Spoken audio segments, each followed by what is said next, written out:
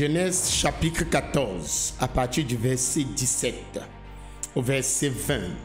Après qu'Abraham fut revenu vainqueur de Kedorlaomer et des rois qui étaient avec lui, le roi de Sodome sortit à sa rencontre dans la vallée de Chavé, qui est la vallée du roi.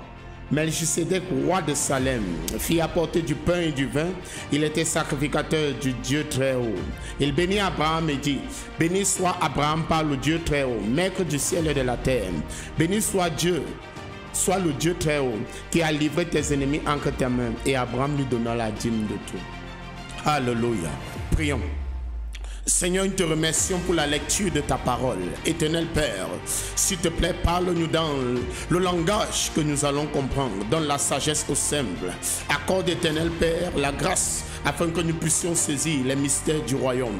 Au nom puissant de Jésus-Christ de Nazareth. Quel que soit, Éternel Père, le lieu où cette vidéo sera écoutée, je déclare, Éternel Père, que tu accordes la lumière au travers de ta parole. S'ouvre sur ta parole, Éternel Père, et illumine l'entendement de quelqu'un. Au nom de Jésus-Christ. Amen.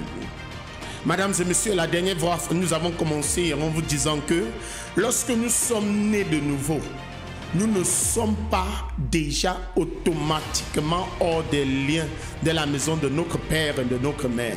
Nous vous avons dit que lorsque nous sommes nés de nouveau, c'est notre esprit. En fait, reprenons. Nous disons, lorsque vous confessez Jésus, votre esprit est sauvé. Votre âme est en train d'être sauvée. L'apôtre Paul dit: je travaille mon salut avec crainte et tremblement, afin de ne pas être rejeté au dernier jour. Mais quant à la chair, nous vous avons dit, la chair sera sauvée. Parce que jusqu'à ce que la chair revête l'incorruptibilité, la chair n'est pas encore sauvée. Et les liens que nous avons avec les problèmes de la maison de notre mère ou de notre père, c'est quoi? C'est rattaché à la chair, pas à votre esprit. Parce que votre esprit est déjà sauvé. Et le Saint-Esprit s'assied dans votre esprit. Alléluia. Maintenant, plusieurs personnes parlent des hôtels de famille sans connaître véritablement ce que c'est qu'un hôtel. Plusieurs personnes parlent des hôtels, la malédiction de la maison de ton père et de ta mère, sans savoir réellement ce que c'est l'hôtel. L'Éternel dit: je suis le Dieu miséricorde, je suis lent à la colère, mais je me souviens des péchés des parents jusqu'à la 3e, voire la 4e génération. Un hôtel n'est pas le lieu où on a versé l'huile et on a fait un sacrifice. Non. Ceci n'est juste le rituel pour l'élévation ou pour ériger un autel. Mais la véritable définition de l'autel se cache derrière la scène. Vous voyez, chaque problème que vous voyez, c'est pourquoi nous disons d'ailleurs, votre belle-mère n'est pas votre ennemi. C'est vrai, il y a des gens qui ont fait alliance avec Satan et ils sont devenus une représentation de ce royaume des ténèbres. Mais je vous dis, le véritable ennemi a été défini. Jean chapitre 10, verset 10. En fait, 10a. La Bible nous fait comprendre que lorsque Satan vient, c'est pour voler, diviser et détruire. Voilà la définition de Satan: voler, diviser et détruire. Maintenant, lorsque Satan arrive, il doit utiliser quelqu'un sur la terre pour agir. C'est pourquoi il négocie avec les hommes afin d'avoir un droit légal sur la terre. Parce que la terre a été donnée au Fils de l'homme. La terre a été donnée à l'homme. Et nous avons dit, lorsque Jésus lui-même venait sur la terre, il n'est pas seulement, et en tant que Dieu, il n'a pas seulement apparu. Non. Il sait bien que la terre a été donnée au Fils de l'homme. Il est venu frapper à la porte de Marie. Il a envoyé un messager. Il dit: Marie, si tu le permets, je sais, selon les principes du Père dans le ciel, le royaume n'a pas droit légal sur la terre à moins qu'un homme invite. Maintenant, Marie, est-ce que tu me permets d'avoir un corps en passant par toi? Parce que toi, en tant que femme, en tant qu'homme grand H sur la terre, tu as le droit légal de transiter un esprit du règne spirituel vers le règne physique. Et Jésus a négocié avec Marie. Marie a donné la possibilité à Jésus d'avoir un corps. Et c'est le corps de Jésus qui donne le droit légal à Jésus d'opérer sur la terre en tant que fils de l'homme et en tant que fils de Dieu. Parce qu'il est un corps. Il peut se rattacher à nous. Il peut communiquer avec nous. Satan n'a pas de corps. Et Satan est en train de planifier et en train de travailler pour que chacun d'entre vous, vous soyez l'effulgence, que vous soyez la manifestation de sa personne sur la terre. Donc, le royaume de Dieu a besoin de vous, le royaume des ténèbres a besoin de vous. Voilà où les fondements, nous parlons encore des hôtels de famille, tirent leur force. Parce que Satan opère par la tour qu'on appelle fondement de famille. Ça veut dire que Satan a rencontré nos ancêtres. Et il a dit, vous n'avez pas ceci, je vous propose ceci, vous devez me servir. De la même manière, Jésus après combien de temps? 40 jours, 40 nuits de jeûne. Ce n'est pas Dieu qui le lui a apparu, non. C'est Satan. Et Satan était là pour les affaires. Le même affaire qu'il avait commencé dans le jardin d'Éden avec Adam et Ève. Il est venu représenter le même affaire à Jésus-Christ de Nazareth, le Fils de Dieu. Et la parole répond par la parole. On oppose la parole avec la parole. On oppose il est écrit avec il est écrit. Et pourquoi je vous explique tout ceci? C'est parce que je veux donner une définition de ce qu'on appelle hôtel de famille. Parce que hôtel de famille, c'est soumission à une divinité. L'hôtel de famille est la soumission à une divinité. Lorsque vous êtes soumis à une divinité, on va dire que vous êtes ancré en partenariat avec cette divinité. Mais le lieu légal, c'est le contrat autour de ce qu'on appelle hôtel de famille. Alléluia. Alors, mesdames et messieurs, je voudrais vous dire simplement, l'hôtel de famille est le droit légal que vos ancêtres ont donné à un clan sous les eaux, dans les ténèbres, que ce soit un serpent, un léviathan, un dragon ancien, mammon. C'est un droit légal que vos parents ont donné un clan à prendre possession de vous, à vous utiliser comme la manifestation de leur personnalité dans le monde physique. Voilà ce que c'est qu'un hôtel. Ça veut dire vos parents sont allés devant un fétiche, ils ont dit au fétiche, nous voulons que tu nous gardes, c'est comme un mariage, nous voulons que tu nous protèges, nous voulons que tu gardes nos enfants et que tu les bénisses et les conduises. Et ils ont fait des sacrifices. Quand ils ont fini de faire des sacrifices, il y a le sang qui a été versé. Et la Bible nous dit sans contradiction, l'ancienne et la nouvelle alliance sont établies par le sang. C'est un pacte, c'est un mariage. L'esprit n'avait pas invité vos parents. Vos parents sont allés à cause des problèmes qu'ils ont traversés. Et ils sont en train d'adorer Tron. Ils sont en train d'adorer Kelensi. Je ne sais pas moi, Zapata ou Kuburu, même ici à Parakou. Ils sont en train d'adorer un fétiche.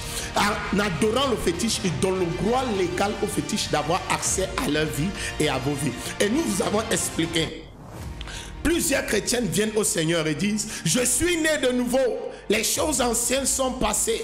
Voici, toutes choses sont devenues nouvelles. Je suis la tête et non la queue. On appelle ceci une déclaration sans intelligence.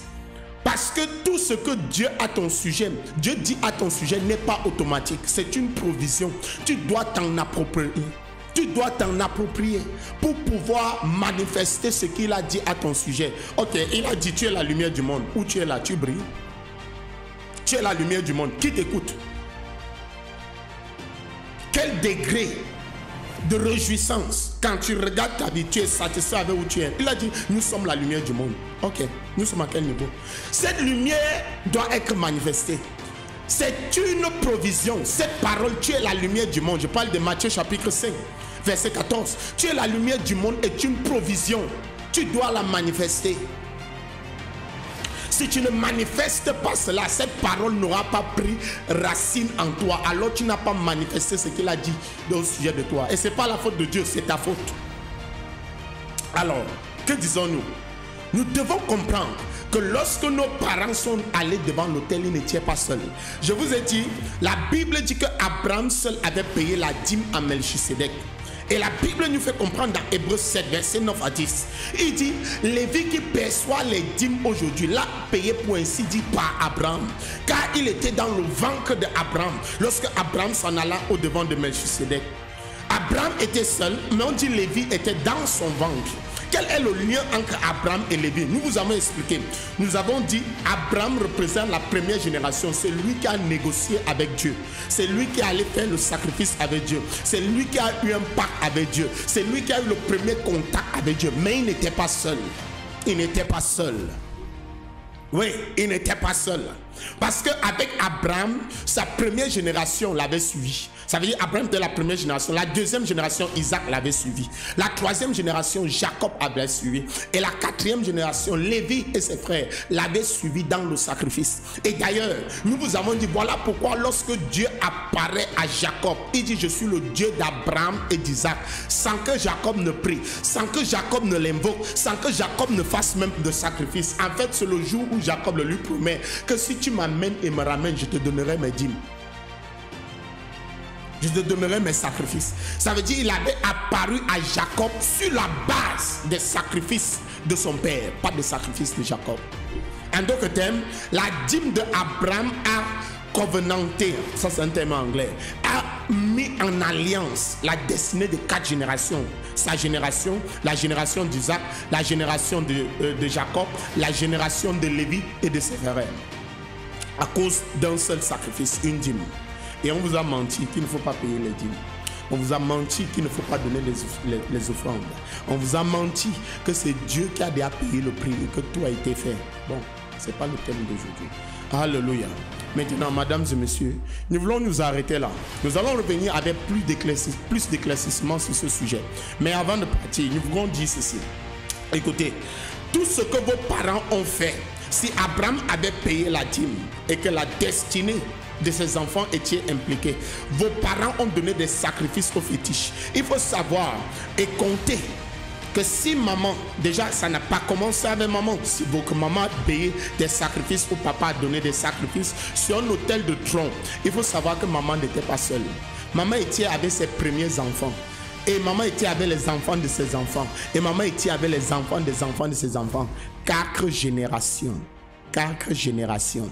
Tout ce que maman a fait est exactement avec une valeur égale à ce que la première génération a fait. Ça veut dire que tout ce que ma maman a fait sur les autels de fétiches, j'ai fait cela comme si c'est comme si c'est moi qui avais fait cela. Mes enfants, c'est comme si ce sont mes enfants qui avaient fait cela. Et c'est comme si ce sont les enfants de mes enfants qui avaient fait cela. En d'autres termes, vous là, peut-être que vous n'avez jamais donné un sacrifice sur un autel de fétiche. Je vais vous dire et je vous annonce, votre sacrifice, c'est le sacrifice que votre maman avait donné, dont vous avez donné. Et votre vie est impliquée. Et vous êtes impliqué sur l'autel des sacrifices. Et nous avons dit, Satan ne se repose pas. Les esprits ne dorment et ne sommeillent. Lorsque vous chassez un ennemi, il part où? Chercher 7 plus fort que lui pour revenir. On répond sur un autel par 2 principes. Et si vous pouvez comprendre ça, je vous dis, vous allez sortir des hôtels. Pourquoi? Parce que pour répondre aux hôtels, la solution, c'est ce que vous dites. En fait, ce n'est pas vous qui allez dire, c'est ce qui est dit. Et ça dépend aussi du sacrifice que vous donnez. Voilà. Prochainement, nous allons continuer. Que l'Éternel vous bénisse. Vous passez une bonne journée. Merci beaucoup.